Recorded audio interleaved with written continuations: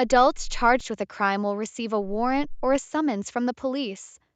If charged with a misdemeanor, the accused will receive a summons or a warrant. If charged with a felony, the accused will receive a warrant only. If arrested and held in jail, the accused will come before a judge for arraignment. If arrested and released from jail, they will appear before a judge for advisement. At the arraignment, the accused will appear before a judge by video from the jail. The judge will read the charges, advise the accused of their constitutional rights, provide the preliminary hearing or trial date, and decide whether the accused can be released from jail. The accused will also be able to request a court-appointed attorney during the arraignment. At the advisement, the accused will appear before the judge in person. The judge will read the charges, advise the accused of their constitutional rights, and provide the preliminary hearing or trial date. The accused will also be able to request a court-appointed attorney during the advisement. If not released from jail at the arraignment, the accused can file a bond motion requesting to be released. If the judge denies the bond motion, the accused can immediately appeal the decision to the circuit court, where a new judge will consider the bond motion. The bond motion can be found on the Fairfax County Juvenile and Domestic Relations District Court website under Court Forms. So that the accused can be prepared for trial or preliminary hearing, they can ask the court to order the Commonwealth to provide discovery, which is information about the case. There is one order for misdemeanor charges and one order for felony charges. These orders can also be found on the website under Court Forms. If the accused is charged with a misdemeanor, the court will conduct a trial and decide whether the accused is guilty or not guilty. The decision of the judge and sentence will be recorded on the warrant or summons. If the judge sentences the defendant to serve a jail sentence, they will be taken to jail on the trial date, after the court announces the sentence. In the alternative, instead of a trial, the Commonwealth and accused can reach an agreement about the outcome of the misdemeanor charge. The parties will submit their agreement to the judge for approval. The judge can approve or reject the agreement.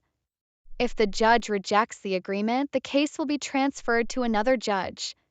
A common agreement involves the judge finding that there are facts sufficient to support the charge, but the court will dismiss the charge after a period of months or years if the accused obeys the conditions ordered. This is called a deferred disposition.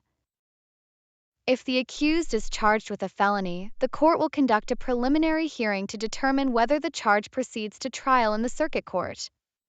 During the hearing, the judge will decide if there is probable cause to support the charge. Probable cause is found when the facts alleged constitute a crime, and it is more likely than not that the accused committed the crime. At the end of the hearing, if the judge finds that there is probable cause, the case is transferred to circuit court for a trial. If the judge does not find probable cause, the charge will be dismissed. While the accused has a constitutional right to a preliminary hearing, they can waive the hearing by signing the waiver on the back of the warrant, and the case will be transferred to the circuit court. If the judge transfers the charge to the circuit court, the court will prepare a certification form that the accused will be asked to review and sign. As part of a plea agreement or the judge's sentence following a trial, the defendant may be placed on probation and/or be required to complete certain conditions. Specifically, all defendants on probation with or without a probation officer must be of general good behavior for the probationary period. That means they cannot violate the law while on probation. Some defendants will also be required to complete programs like anger management, a certified batterer's intervention program, or parenting classes. Defendants may also be required to submit to a substance use or mental health assessment or evaluation, and to follow the recommendations of the evaluator. It is important for defendants to read the court's order carefully and follow all conditions. When defendants do not follow conditions imposed by the court, a probation officer or the judge may cause the defendant to be charged with a separate offense called a criminal rule to show cause or a criminal capias. The punishment for the capias or rule to show cause can range from a jail sentence, fine, extension of probation, or another conviction. The information provided in this video is not intended to be legal advice and should not be relied upon for that purpose. You are strongly encouraged to speak with an attorney so that legal proceedings and the effect of legal documents and orders can be explained. For additional questions and information, please consult the Self-Help Resource Center located in the Fairfax County Courthouse Law Library on the first floor of the court complex.